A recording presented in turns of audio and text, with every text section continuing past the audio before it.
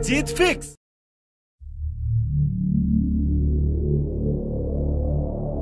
समय के साथ विज्ञान ने बहुत तरक्की की।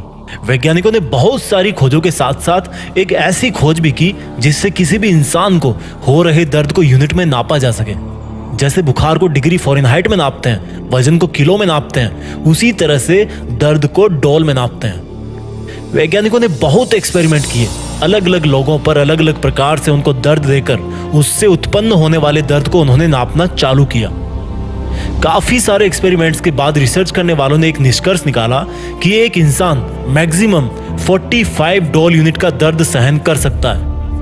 इससे ज्यादा दर्द अगर इंसान को महसूस होगा तो या तो वो मर सकता है या फिर वो जिंदगी भर के लिए अपाहिज हो सकता है। लेकिन अब मैं आपको एक चौंकाने वाली बात बताने जा रहा हूं। एक माँ अपने बच्चे को जन्म देते समय 57 डोल के दर्द का सामना करती है।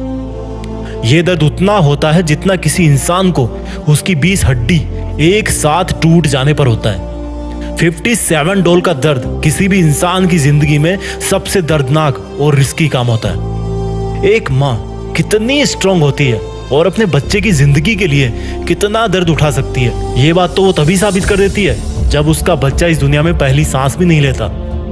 माँ के हाथ में भले ही चूड़ियां होती है, लेकिन उसकी हिम्मत के बराबर इस दुनिया में आज तक कोई दूसरी हिम्मत पैदा नहीं हुई। साइंस तो ये भी कहती है कि गीली लकड़ियों से आग जलाना बहुत मुश्किल होता है, लेकिन मैंने देखा है मेरी माँ को गीली लकड़ियों से चूल्हा जला के हर मौसम में उस पे मेरे लिए रोटी बनाते हुए। ताजुब होता है रसोई के भारी भरकम धुआं से भी अपने बच्चों के सपनों को कितना साफ साफ देख लेती है माँ। जाने किस मिट्टी के हाथ बने हैं उसके, जो तवे पे उंगलियां जलने के बाद भी इतना टेस्टी खाना बना लेती है। अगर किसी भी इंसान को कभी कोई तकलीफ होती है ना, तो उसकी तकलीफ की वजह से अगर किसी दूसरे इंसान की आंखों में आंसू आते हैं ना, तो उसमें सबसे पहले माँ होती है। अगर सीखना है जिंदगी में कि प्यार कैसे किया जाता है, तो देखना एक बार अपनी माँ की तरफ, फिर इतना तो पक्का होगा कि जिंदगी में तुम किसी और का दिल नहीं तोड़ोगे।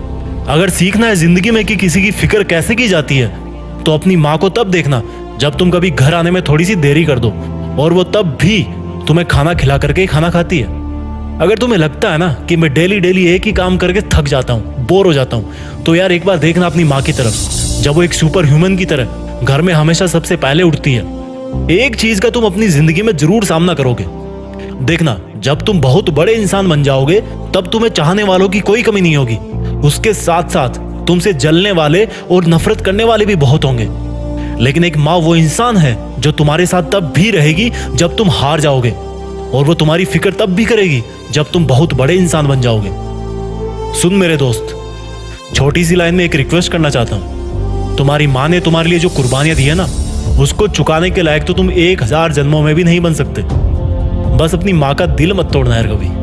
उसने रसोई के चकले बैलेंस से तुम्हें आज सर उठा के अपने पैरों पे चलने के लायक बनाया, तुम्हारी किस्मत लिख दी। अब तुम्हारी बारी है। तुम लाइफ में जो कुछ भी कर रहे हो या करना चाहते हो, बस अपनी माँ के लिए अपनी मेहनत की कलम से थोड़ी सी खुशियां जरूर लिख देना। अपनी माँ की कुर्बानियों को कुछ इस तरह से सलामी देना कि देश में अपना नहीं बल्कि दुनिया में देश का नाम कर देना। जय हिंद, वंदे मातरम।